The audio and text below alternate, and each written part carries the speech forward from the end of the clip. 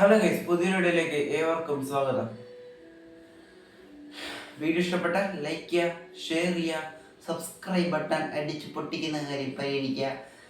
വിലയേറിയ അഭിപ്രായങ്ങൾ താഴെ കമൻറ്റ് ചെയ്യുക. അപ്പോൾ നമുക്ക് വീഡിയോയിലേക്ക് വായിക്കാം.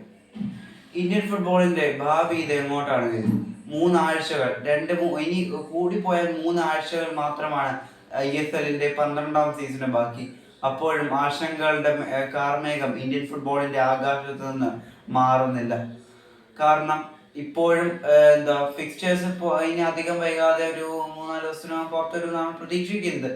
അപ്പോൾ ഹോം വെന്യൂസ്, അതായത് ടീമുകളിൽ അവരവരുടെ മൈതാനങ്ങൾ കൺഫേം ചെയ്ത് പറയുമ്പോഴും ഇപ്പോഴും അത് സെറ്റ് ആകുന്നില്ല എന്നതാണ് ആശങ്കയ്ക്ക് കാരണം. ഇപ്പം കേരള ബ്ലാസ്റ്റേഴ്സിന്റെ കാര്യം നമുക്ക് കൊച്ചിയിലാണ് അവർ നമ്മുടെ കേരള ബ്ലാസ്റ്റേഴ്സ് കളിക്കുന്നത്. അതിലെ അവസ്ഥ അറിയാമല്ലോ. ഇപ്പൊ പണി നടക്കുകയാണ്, മെസ്സിയെ കൊണ്ടുവരുന്ന വന്ന് പണി നടക്കുകയാണ്. അതിനെപ്പറ്റി നമുക്ക് പിന്നെ സംസാരിക്കാം, മാഷക്കാരൊക്കെ. പിന്നെ ഉള്ളത് കോഴിക്കോട്. അത് ഒരു കൺഫർമേഷൻ കിട്ടാതിരിക്കുകയാണ് ഏത് വെന്യൂ ആയിരിക്കും കേരള ബ്ലാസ്റ്റേഴ്സ് എടുക്കുക. കോഴിക്കോടും കൊച്ചിയാണ് പരിഗണിക്കുന്നത്. അതെന്താവെന്ന് കാത്തു തന്നെ ഇരുന്ന് കാണാം. കോഴിക്കോടാണെങ്കിൽ മലബാറിന് അത് ആഘോഷമായിരിക്കും. പക്ഷെ തെക്കൻ കേരളത്തിൽ നിന്നുള്ള ആരാധകർക്ക് അത് നിരാശയായിരിക്കും. കാരണം കൂടുതൽ ട്രാവൽ ചെയ്യേണ്ടി വരും. പിന്നീട് ബാംഗ്ലൂർ FC-യുടെ കാര്യം. ബാംഗ്ലൂർ ശ്രീകണ്ഠീരവ സ്റ്റേഡിയം സെറ്റാവാൻ കുറച്ച് നാളും കൂടെ എടുക്കുമെന്നാണ് ഇപ്പോൾ വരുന്ന അപ്ഡേറ്റ്. പിന്നീട് ഈസ്റ്റ് ബംഗാൾ, കൊൽക്കത്ത ജയൻസുകളായ മോഹൻ ബഗാനും ഈസ്റ്റ് ബംഗാളും അതേ സ്റ്റേഡിയം തന്നെ കളിക്കുമെന്നാണ്, സോൾട്ട് ലേക്ക് സ്റ്റേഡിയം തന്നെ കളിക്കുമെന്നാണ് അറിയുന്നത്.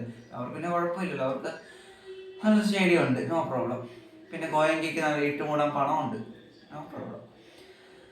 പിന്നെ അതിനുശേഷം മുഹമ്മദൻ സ്പോർട്ടിംഗ് ക്ലബ്ബ്, കൊൽക്കത്ത ക്ലബ്ബായ Mohammedan sporting club out of state കളിക്കുമെന്നാണ് റിപ്പോർട്ടുകൾ. കൊൽക്കത്തയ്ക്ക് പുറത്ത് കളിക്കുമെന്നാണ് റിപ്പോർട്ടുകൾ വരുന്നത്. ഗുവാഹത്തി ഇന്റർകാഷിയും അങ്ങനെ തന്നെ. ഇന്റർകാഷ് മുമ്പ് കളിച്ചത് ഉത്തർപ്രദേശ് ആണെന്നോ സംതിങ്, അവിടെ ഇവിടെ എങ്ങാണ്ടാണ്. അപ്പം ഗുവാഹത്തിയോ അങ്ങനത്തെ വെന്യൂസ് പരിഗണിക്കുന്നു എന്നാണ് വരുന്ന റിപ്പോർട്ടുകൾ. പിന്നെ ഉള്ളത് FC ഗോവയാണ്. FC ഗോവയുടേതായി വരുന്നതെന്ന് വെച്ചാൽ ഫത്തോർഡ സ്റ്റേഡിയം അവർ എടുക്കുന്നില്ല എന്നാണ്. കാരണം ഞാൻ ഇപ്പോഴും പറയുന്നുണ്ട്, അവരുടെ CEO ആയ രവി പുഷ്കർ, FC ഗോവയുടെ CEO ആയ രവി പുഷ്കർ ഒരു ഇന്റർവ്യൂ പറയുകയാണ്, 45 ലക്ഷം രൂപയാണ് അവർക്ക് കോസ്റ്റ് വരുന്നത് ഒരു മത്സരം ഗോവയിൽ കണ്ടക്ട് ചെയ്യും, ഫട്ടോഡയിൽ കണ്ടക്ട് ചെയ്യുമ്പോഴെന്ന്.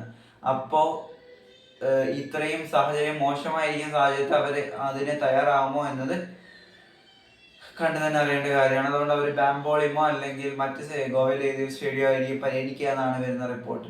എന്നാൽ ഇന്ത്യൻ ഫുട്ബോളിന് അത്ര ഗുഡ് സൈൻ അല്ല എന്നത് ഉറപ്പാണ്, അതിലൊരു ഡൗട്ടും ഇല്ല. അപ്പം എല്ലാം മികച്ച രീതിയിൽ തന്നെ എത്തട്ടെ എന്ന് തന്നെ പ്രാർത്ഥിക്കാം. അപ്പം താങ്ക്സ് ഫോർ വാച്ചിങ്.